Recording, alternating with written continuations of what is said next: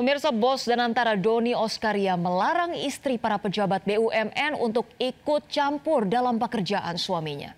Doni juga melarang pejabat BUMN untuk bermain golf saat jam kerja. Mungkin bisa Telkomsel, Jasara Harja, dan juga Pertamina juga. Pak Dekan. Chief Operation Officer dan antara Doni Oskaria menyatakan terdapat kebijakan baru yang harus ditaati oleh para pejabat BUMN. Mulai dari larangan bermain golf di saat jam kerja hingga larangan istri pejabat untuk turut campur dalam segala hal yang berhubungan dengan pekerjaan.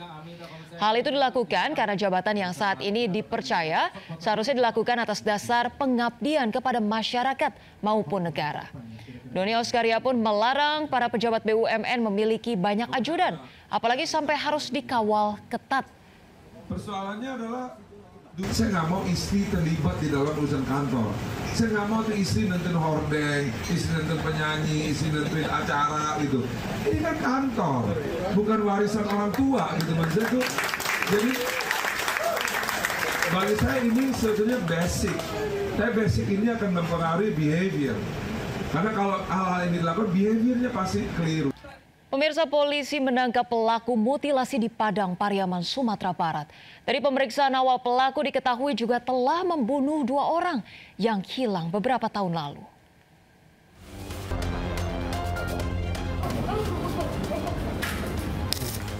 Tak butuh waktu lama, Suwandi, 25 tahun, pelaku pembunuhan disertai mutilasi terhadap Septia Adinda, wanita 25 tahun, berhasil ditangkap polisi.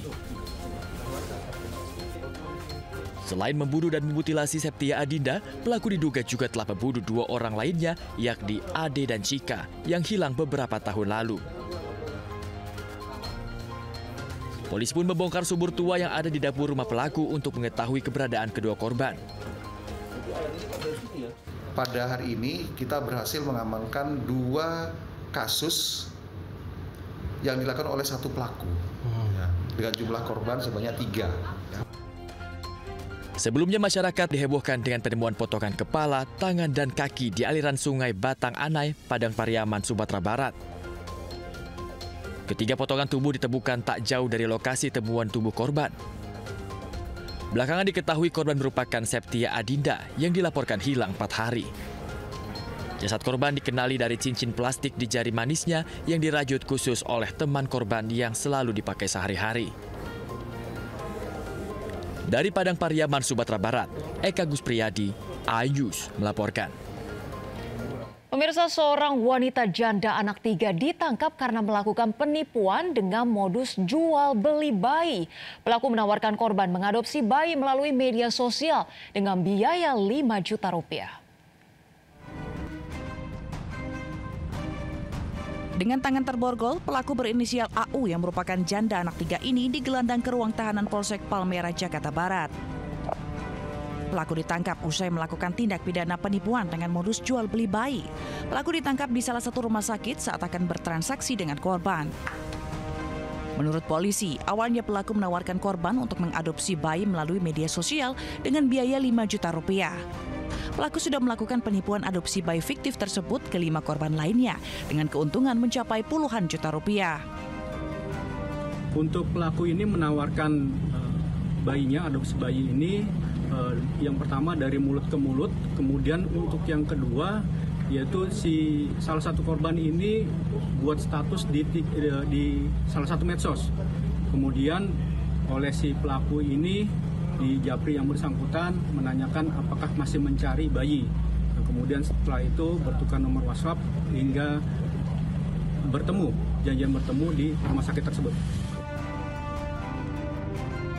Dari Jakarta, Rizky Falufi, iNews melaporkan. Kita ke informasi lainnya, pemirsa, harga ayam anjlok di tingkat peternak. Pemerintah pun menaikkan harga pokok produksi ayam hidup jadi Rp18.000 per kilogramnya.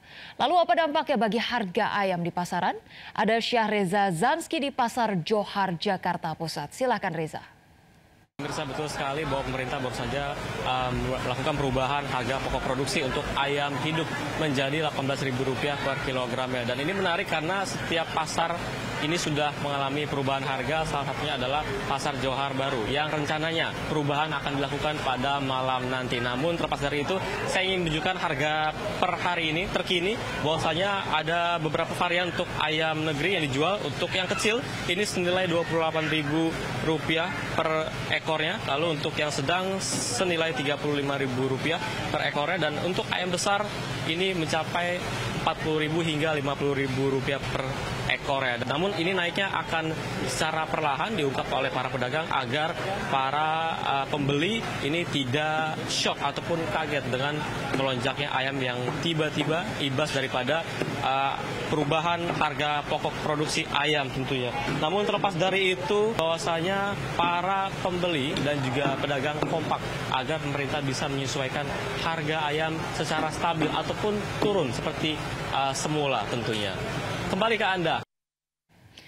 Baik, pemirsa, kita ke informasi berikutnya. Hasil uji Badan Penyelenggara Jaminan Produk Halal menyatakan ayam goreng dan kremesan di rumah makan ayam goreng Widuran Solo, Jawa Tengah mengandung unsur babi. Tidak hanya kremesan, ternyata berdasarkan hasil uji laboratorium, ayam gorengnya juga mengandung unsur babi.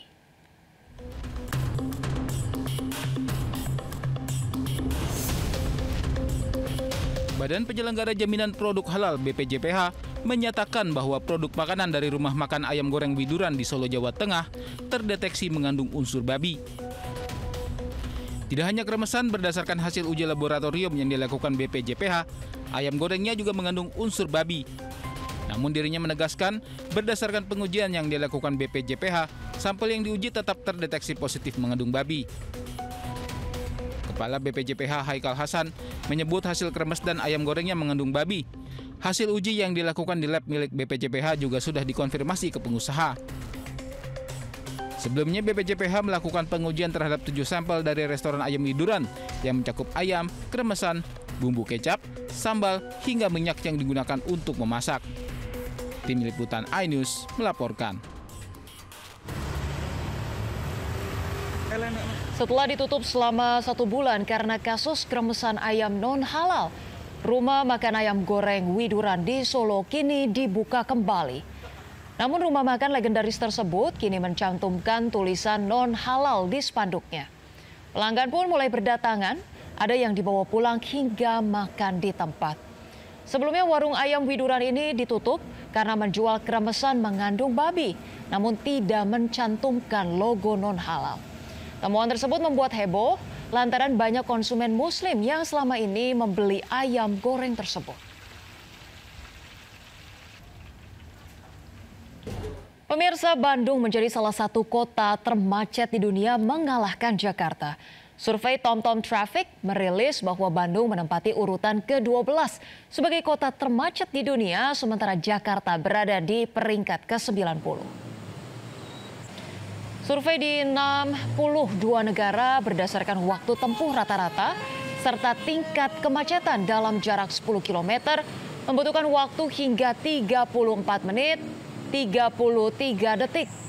Selama beberapa tahun terakhir, kota Bandung sudah beberapa kali masuk kota termacet di dunia. Menanggapi survei tersebut, Dinas Perhubungan Provinsi Jawa Barat akan memperbanyak transportasi umum agar masyarakat bisa mengurangi kebiasaan menggunakan kendaraan pribadi.